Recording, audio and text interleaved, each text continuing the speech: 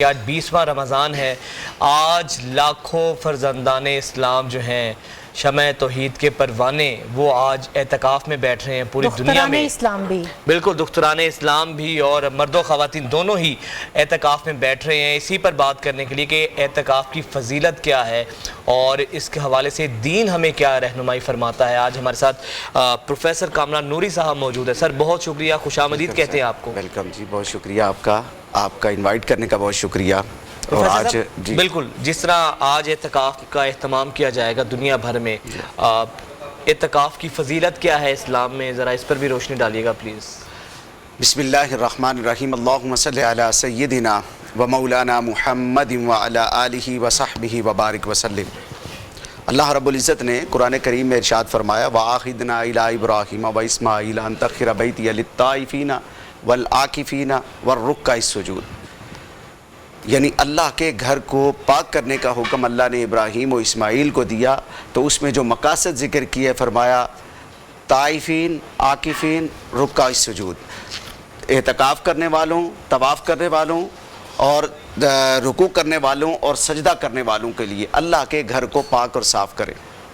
جیسا آپ نے ذکر کیا کہ آج 20 رمضان المبارک فرزندان اسلام مسجد میں اور ہماری مائیں بہنیں بیٹیاں جو ہیں وہ گھروں میں معتکف ہو جاتی ہیں, تو یہ اعتکاف جسے ام المومنین حضرت عائشہ صدیقہ رضی اللہ تعالی عنہا آپ ذکر کرتی ہیں, فرماتی ہیں کہ آقا کریم صلی اللہ علیہ وآلہ وسلم ہمیشہ آخری عشرہ رمضان میں اعتکاف فرماتے, یہاں تک کہ آپ اپنے رب کو پیارے ہو گئے, اللہ کی بارگاہ میں پہنچ گئے. اور آپ کے بعد پھر آپ کی ازواج مطہرات کا یہ معمول تھا کہ وہ اعتکاف کیا کرتی تھی.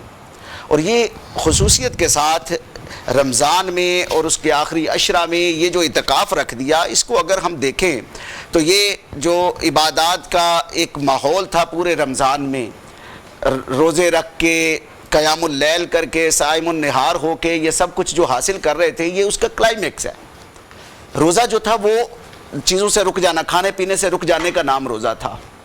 اب یہ اعتکاف کی صورت میں اگر اس کو ریلیٹ کریں اور اس کے اصل مقصد کو پوچھیں اور سمجھیں تو وہ اب یہاں سے آگے بڑھنے کی بات ہے. یہ training month for the Muslims ہے, مسلمانوں کے لیے ایسا ٹریننگ منتھ ہے کہ جس میں وہ اپنے زہد, ورع, تقوی, طہارت کو جو ہے وہ کلائمیکس کی طرف لے کر جانے کے لیے, کہ یعنی یہاں پہلے کھانے پینے سے رکے تھے, اب اپنے نظروں کو, اپنی سوچ کو, فکر کو پورا آئسولیٹ کر کے اللہ کے ساتھ ایک کانسنٹریشن بلڈ اپ کر لے. یہ اعتکاف دراصل کانسنٹریشن بلڈ اپ کرنے کے لیے ہے. اور پھر یہاں اعتکاف اللہ کے ساتھ وہ خشوع و خضوع کا تعلق برقرار کرنے کے لیے ہے کہ جس کو اگر زیادہ بہتر اور اچھے میں سمجھنا ہو تو صوفیاء کا بڑا پیارا خوبصورت قول ہے. وہ کہتے ہیں قلیل الکلام, قلیل الطعام و قلیل النام, یعنی گفتگو کم کریں, کھانا کم کھائیں اور کم سوئیں. اعتکاف میں یہ تینوں چیزیں باقاعدہ پریکٹس کے طور پر مل جاتی ہے انسان. سر ماشاءاللہ بڑے خوبصورت طریقے سے آپ نے روشنی ڈالی. ضروری صاحبہ میں چاہوں گا آپ کو بھی اس میں شامل گفتگو کروں, فتح مکہ کی بھی بات کریں, آپ بھی اعتکاف کے حوالے سے اس کی فضیلت میں کوئی بات کریں. اگر رسول اللہ صلی اللہ علیہ وآلہ وسلم نے جیسا کہ پروفیسر بیان کر رہے تھے کہ اپنی تمام حیات مبارکہ میں 2 ہجری میں روزے فرض ہوئے تو اس کے بعد 9 رمضان مبارک اعتکاف فرمایا. خاص طور پر جب خواتین کی بات ہوتی تو امہات المومنین نے بھی اعتکاف فرمایا. اچھا, اور اس سنت کو رسول اللہ صلی اللہ علیہ وسلم جو سنت موقدہ علی الکفایہ ہے اس کو جاری رکھا اپنی بات کی حیات مبارکہ کے اندر بھی. اب جو فضیلت کی آپ بات کرتے ہیں تو جو مسنون اعتکاف جس کو ہم 10 دن کا اعتکاف یا جتنے بھی 9 دن بنتے ہیں, اگر 29 پہ چاند نکل آتا ہے تو پھر 9 دن کا یہ اعتکاف ہوتا ہے. تو اس اعتکاف کا جو ثواب ہے وہ رسول رحمت صلی اللہ علیہ وآلہ وسلم نے پورے 10 دن کے اعتکاف کا جو ثواب ارشاد فرمایا, وہ فرمایا کہ 2 خندق آڑ جو ہے وہ 2 حج کے برابر اس کا ثواب ارشاد فرمایا. 2 حج آپ صلی اللہ علیہ وسلم نے فرما دیا, اس کا مطلب ہے وہ 2 مقبول حج ہیں. اور حج تو بہت مہنگا ہو چکا ہے, اس لیے کوشش کرنی چاہیے مسنون اعتکاف کی. پھر آپ نے ارشاد فرمایا وہ بھی اس کے بعد بھی گارنٹی نہیں ہے قبول ہوگا. یہ 3 دن کا بھی تو اعتکاف لوگ بیٹھتے ہیں. اچھا, وہی میں اسی کی طرف آ رہی ہوں. پھر اس کے بعد آپ نے 3 دن 1 دن کے اعتکاف کی فضیلت کیا بیان فرمائی.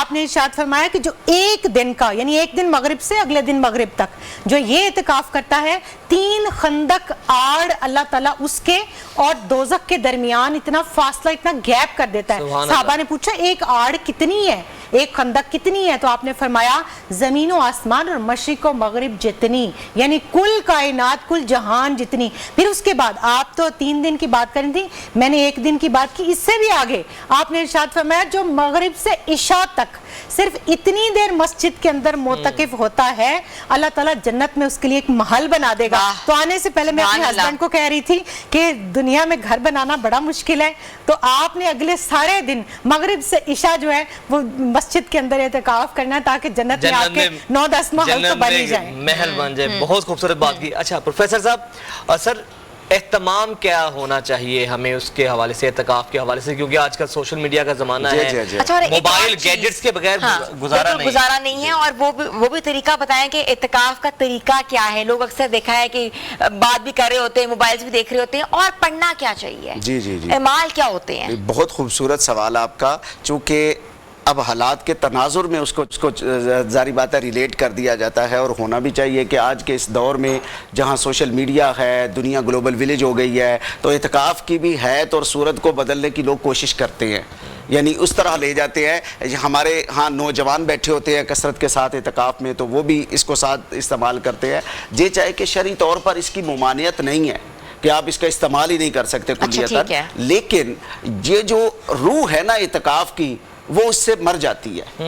یعنی اگر آپ وہی چیزیں جو آپ دنیا میں کر رہے تھے معمول میں, اسی کو لے کے آپ بیٹھ گئے اس میں نے ذکر بھی اسی لیے کیا کہ اولیاء اللہ, اللہ کے برگزیدہ لوگ اس کو اسی لیے اس چیز کے ساتھ ریلیٹ کر کے سمجھانے کی کوشش کی کہ وہ کہتے ہیں قلیل الطعام قلیل الکلام و قلیل النام, یعنی کم کھانا. اب ہمارے ہاں اعتکاف میں کیا ہوتا ہے, بعض دفعہ یہ دیکھا جاتا ہے کہ 8-10 لوگ بیٹھے ہیں, تو تمہاری طرف سے کیا آیا ہے, اس کی طرف سے کیا آیا ہے, اس کی طرف سے کیا آیا ہے. وہ کھانا بھی مطمع نظر بعض لوگوں کا بن جاتا ہے, اور وہ کھانا جو ہے وہ بھی انسان کی روحانی جو روح ہے نا اس کو ماند کر دیتا ہے, اس کے مقصد سے نکال دیتا ہے. ظاہری بات ہے کثرت سے کھائے گا, زیادہ کھائے گا تو نیند آئے گی, زیادہ نیند آئے گی تو عبادت نہیں کر پائے گا. تو پھر دوسری جو ہے وہ قلیل الکلام, گفتگو کو محدود کرنا.